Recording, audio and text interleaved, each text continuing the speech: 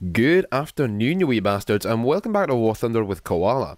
Today's video is going to be a bit of a short one, as there's actually a second video I want to have out today, so that should be up a few hours after this one. So, Gaijin just introduced battle ratings of 10.0, and we're going to go over what this means and what it does to gameplay. First thing though, we're going to be doing a 24-hour live stream over on my Twitch channel within the next couple of days for charity, and I'll post on my Twitter all about that, so you should definitely come and follow me there. I'll also upload a video to YouTube, so don't miss that.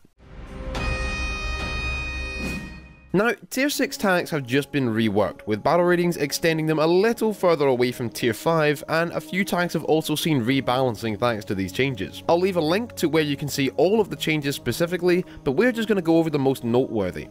Number 1, the XM1 has not moved from 9.0. This is an extremely problematic tank to balance, as while it is a great tank, many of the people playing it do poorly in it, as they're not experienced with top tier gameplay, and so the vehicle has been insanely controversial. I'm sure most people will agree with me when I say that it never should have been added. I mean, 9.0 premiums, well done Gaijin. But it's too late for that, and this battle rating extension may help out the situation. It's not going down, and nothing is being raised to 8.0 where they'll have to face it, while players will no longer be able to buy their way to within 1.0 battle rating of the top. The ATGMs and other support vehicles haven't moved, except for the Raketen Jagdpanzer Hot, and most main battle tanks have only moved one step up, from a 0.0 to a 0.3, or 0.3 to a 0.7, 0.7 to 0.0 above, you get it. Nothing at all has moved down, and nothing below Tier 6 has been touched. So somewhat interestingly, while the T-62 and Chieftains have gone up, the T-95E1 has remained at 8.0, making it the only main battle tank at that BR,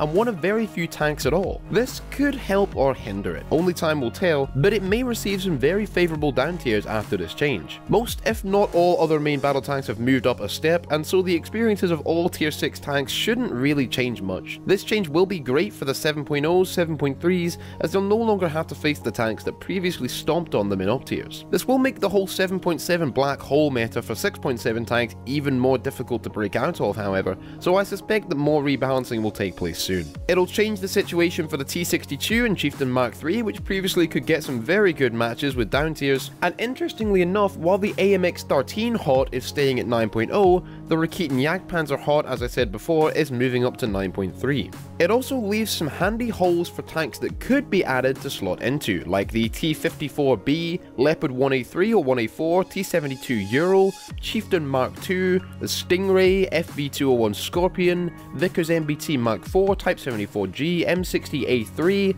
Leopard 2AV, and other potential additions. I'm a big fan of the idea of adding more tanks into top tier, just to create some variety, so I am excited to start talking about this. It also creates room for SAMs or surface-to-air missiles, which have been confirmed, and helps to space the 1980s tanks away from the early 50s jets, which are currently all we have for close air support. Despite, as I said in my last video, Tier 6 jets looking like a poor possibility. The poor Leopard 1A1 is now at 9.0, so dear lord I hope you've gotten through your stock grind already, because without the APFSD shell, you are going to suffer. And this is one significant point of this change, and something that needs discussing. You see, the Leopard 1A1 never actually used the DM23 APFSD shell that Gaijin gave it in-game. It was only used by later variants of the Leopard 1. The problem is that without it, the tank did tend to struggle at its battle rating of 8.3, as it would most often get into 9.0 up tiers with MBT-70s and T-64As. This brings us back to when I mentioned those potential additions, the Leopard 1A3 and 1A4. These were the more heavily used variants of the Leopard, serving with many different countries, including Australia. For reference, the Leopard 2K was a Leopard 1A4 that has the Rheinmetall L44 120mm smoothbore gun. The 1A4 was the same in every other way, but with the Royal Ordnance quick-firing L7A3 105mm rifled gun instead, and the 1A3 was also extremely similar, with the only difference being that the spaced armor in the 1A4 and later the 2K was replaced with a composite armor made up of plastic filling. These tanks could both go at BR 9.0 now, or perhaps the 1A3 could be 8.7 as it had slightly more armor but a slower reload than the 1A4.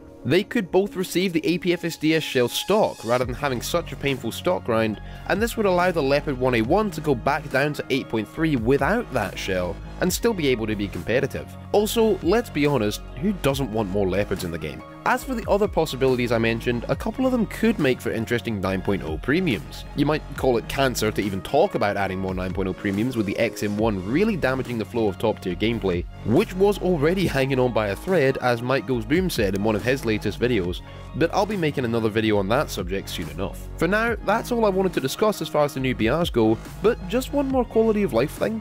Rather than complain that the Soviet players get their ERA tank for free, with the T-64BV being an upgrade module for the T-64B rather than a separate tank, like the American M60A1 RISAP or the French AMX30B2 Brennus, why don't we give the T-64B its Contact 1 ERA stock, change the name of the tank to T-64BV in the tech tree, and then do the same with the T-80BV, which could be placed at battle rating 10.0, or perhaps, depending on shells, 10.3, along with the Leopard 2A4 model year 1986 or 87 I think it was, and M1A1HA.